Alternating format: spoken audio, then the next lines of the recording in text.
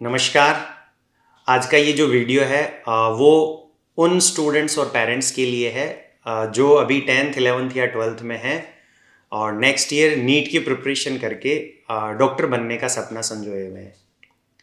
यदि मैं all India में सभी गवर्नमेंट मेडिकल कॉलेजेस में जो टोटल सीट्स हैं उनकी बात करूं तो वो 60,000 है। और ये जो 60,000 सीट्स हैं, इन 60,000 सीट्स के लिए लगभग 25 लाख स्टूडेंट्स हर साल नीट के एग्ज़ाम में बैठते हैं।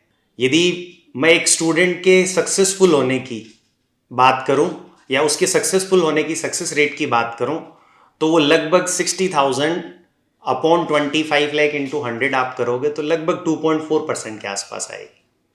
या मैं इसको अदर वर्ड्स में कहूं तो लगभग जितने भी बच्चे नीट एग्ज़ाम में अपीयर होते हैं उनमें 42 में से एक स्टूडेंट ऐसा है जो फाइनली डॉक्टर बन पाता है। बट यही सक्सेस रेट हम यदि किसी मैट्रिक्स नीट डिवीजन में पढ़ने वाले स्टूडेंट की देखें तो लास्ट ईयर लगभग 4500 स्टूडेंट्स ने मैट्रिक्स नीट डिवीजन से नीट का एग्ज़ाम दिया था 2025 में, और उसमें से 4500 में से 559 स्टूडेंट्स जो हैं वो फाइनली गवर्नमेंट मेडिकल कॉलेजेस में पहुंचे हैं।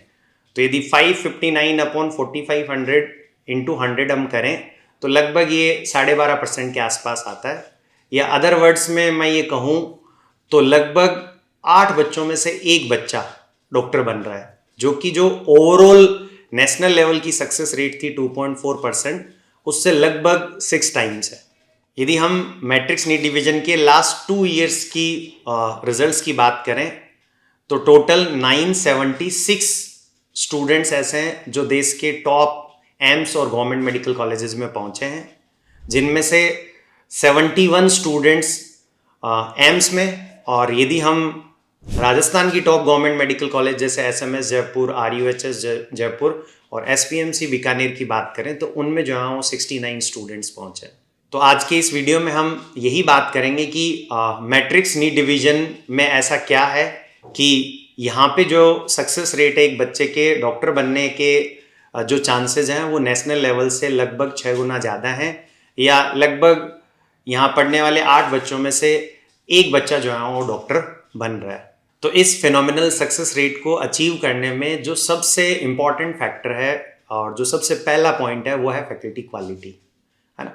तो मैट्रिक्स कभी भी जो है वो फैकल्टी की क्वालिटी, फैकल्टी के एक्सपीरियंस, इन सब के साथ कभी कोई समझौता नहीं करता। जो हमारी फैकल्टी टीम है वो आप देखोगे कि उसमें जो फैकल्टी मेंबर्स हैं वो ऐसे हैं जिन्होंने अपने 15 साल, 17 साल या 12 साल के कैरियर में लगभग 10,000 प्लस डॉक्टर बनाए हैं। तो ऐसी अनुभवी टीम जो है वो जब बच्चों को मिलती है, चाहे वो बच्चा 11th में हो, चाहे वो बच्चा 12th में हो, चाहे वो बच्चा रिपीटर हो, तो ऐसी टीम यदि बच्चों को मिलती है तो फिर डेफिनेटली जो है वो बच्चे के सक्सेसफुल होने के चांसेस बढ़ जाते हैं। सेकंड जो फैक्टर है वो है कि जो स्टडी मटेरियल है वो बहुत ही रिजल्ट फोकस्ड है। जैसे नीट 2025 का जो पेपर है उसने सबको आश्चर्यचकित किया, बहुत डिफ़िकल्ट था। उससे जस्ट पहले नीट 2024 का जो पेपर है वो बहुत ही आसान था। आप ऐसे मान लो कि लगभग 70 स्टूडेंट्स की पहली रैंक आ गई, है ना। तो इतना ज़्यादा वेरिएशन हो गया कि 2024 में पेपर बहुत आसान था, 2025 में पेपर बहुत डिफ़िकल्ट था, लेकिन फिर भी 2024 से 2025 में यदि हम मैट्रिक्स नीट डिवीजन से सेलेक्ट होने वाले स्टूडेंट्स का नंबर देखेंगे तो वो लगभग 1.5 गुना हुआ है, लगभग 1.5 गुना हुआ है। 2024 में जो है वो 417 बच्चे हैं जो मैट्रिक्स नीट डिवीजन के माध्यम से एम्स और गवर्नमेंट मेडिकल कॉलेजेस में पहुंचे, और 2025 में वही नंबर 559 हो गया। तो वो जो मटेरियल है वो बहुत ही रिजल्ट फोकस मटेरियल है, तभी जो है वो चाहे पेपर कैसा ही क्यों ना हो, चाहे पेपर बहुत आसान हो, चाहे पेपर बहुत डिफ़िकल्ट हो, मटेरियल में जो है वो डिफरेंट टाइप की एक्सरसाइजेज है जो हर टाइप के पेपर को कैटर करती हैं। हमारा जो रेगुलर मॉड्यूल और मटेरियल है उसके अलावा हम बच्चों को अलग से जो है वो एक रैंक बूस्टर देते हैं, जिससे कि यदि पेपर का डिफ़िकल्टी लेवल जो 2025 में आया था उससे भी यदि थोड़ा बहुत ज़्यादा आता है तो भी जो है वो बच्चा उसमें अच्छा कर सकता है। थर्ड जो इम्पोर्टेंट फैक्टर है इस फिनोमिनल सक्सेस रेट के पीछे वो है special batch for marginal students.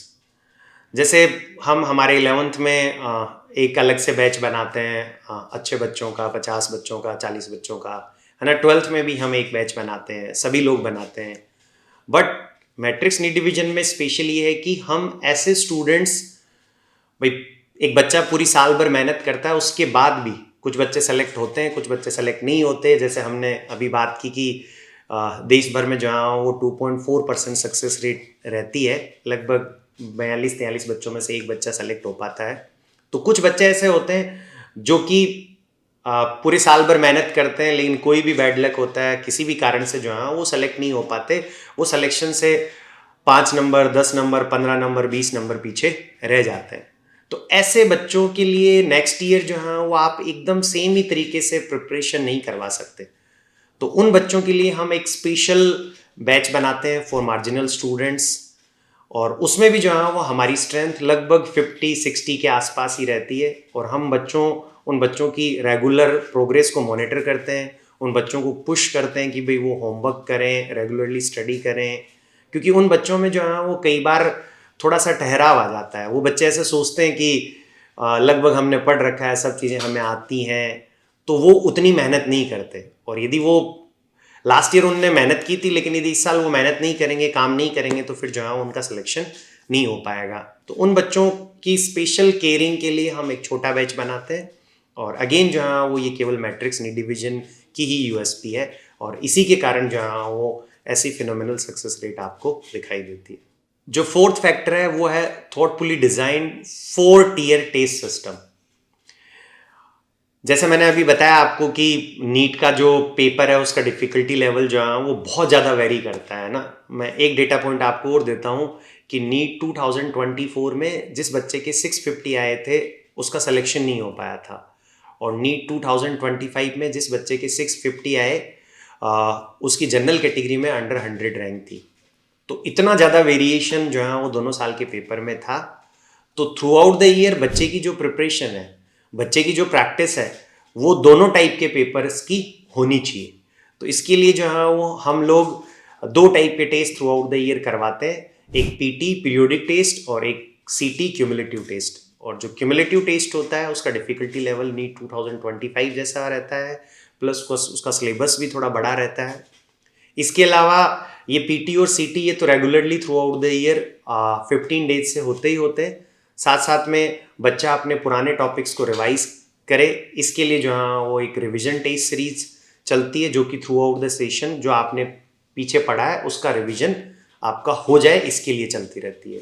और एक फाइनल जब बच्चे का सिलेबस ओवर हो जाता है उसके बाद जो है वो हम लोग एक डीटीएस डायमंड टेस्ट सीरीज चलाते हैं उनके लिए।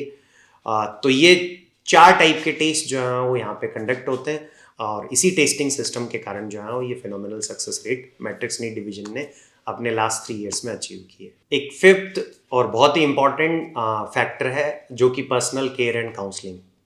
बच्चा यहाँ पे, कोई बच्चा 1 साल रहता है, कोई बच्चा 2 साल 11th-12th में रहता है, और ये जो नीट की प्रिपरेशन वो करता है उसमें बहुत सारे अप एंड डाउन्स उसकी लाइफ में आते हैं। बहुत बार उसको जो है वो डिफ़िकल्टी आती है, बहुत सारी चीज़ें कई बार वो क्लास में टीचर बताता है उसके बाद भी नहीं समझ पाता। वो सोचता है कि कोई उसको पर्सनली यदि बताए, पर्सनली उसके सवालों के जवाब उसको मिले तो हो सकता है वो बेटर कर पाए। तो हम लोग इंश्योर करते हैं कि जो टीचर बच्चों को पढ़ाते हैं वो बच्चे को जो है वो हर 1-2 महीने से पर्सनली बुला के उसकी परफॉर्मेंस को ट्रैक करके उसके टेस्ट पेपर का बढ़िया से एनालिसिस करके उसको गाइड करें, उसको रिकमेंड करें, और उसके लिए कुछ पर्सनलाइज सॉल्यूशन बताएं, ना कि जो है वो एक रेगुलर फ्रेमवर्क में नॉर्मली जो है वो सभी बच्चों के लिए हम बताते हैं वो बातें उसको बताई जाए।